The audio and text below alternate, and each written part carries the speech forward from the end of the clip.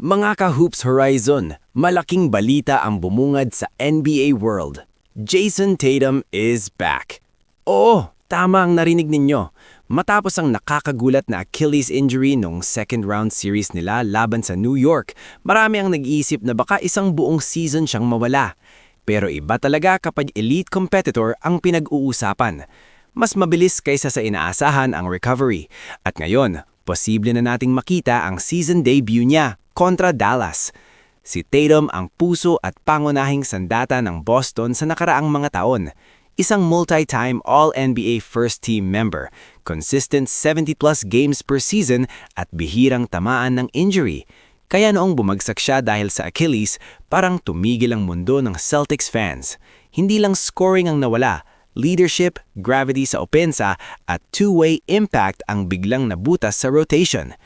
Ngayon ang tanong, anong version ni Tatum ang babalik? May reports na posibleng limitado muna ang minutes niya.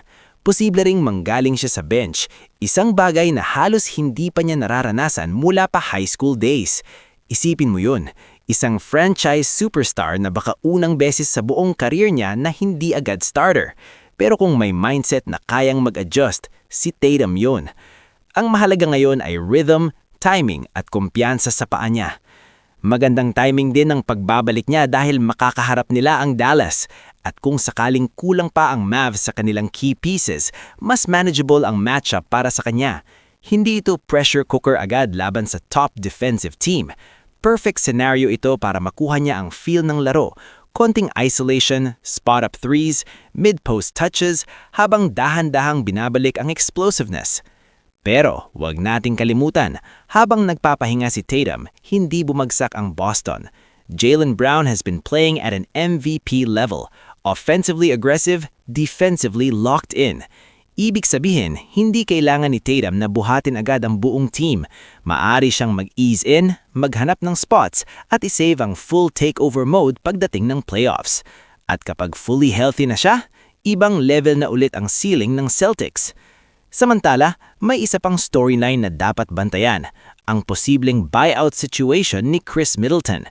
Kapag nangyari yan, asahan na may pila ng contenders. Denver, San Antonio at maging Detroit ay nagmamasid. Oo, may decline na sa numbers niya kumpara noong finals run years ago, pero wag maliitin ang playoff DNA. ISO scoring, clutch shot making at veteran composure, yan ang mga bagay na hindi nawawala overnight. Isipin mo si Middleton sa isang contender na kulang sa half-court shot creator sa crunch time. Bigla kang magkakaroon ng safety valve kapag nabasa na ng depensa ang primary option mo. Sa playoffs, isang possession lang ang pagitan ng panalo at pagkatalo. At sa mga ganong sandali, kailangan mo ng player na hindi natitinag. So dalawang malaking tanong ngayon mga ka-Hoops Horizon. Gaano kabilis babalik sa dating forma si Tatum at saan babagsak si Middleton kung tuluyang mag-buyout? Isang superstar na babalik at isang champion na posibleng lumipat ng bahay, parehong may kakayahang baguhin ang power balance ng liga. Stay locked in dahil papasok na tayo sa pinaka-exciting na bahagi ng season. At kung ganito pa lang ang headlines, paano pa kaya kapag malapit na ang playoffs?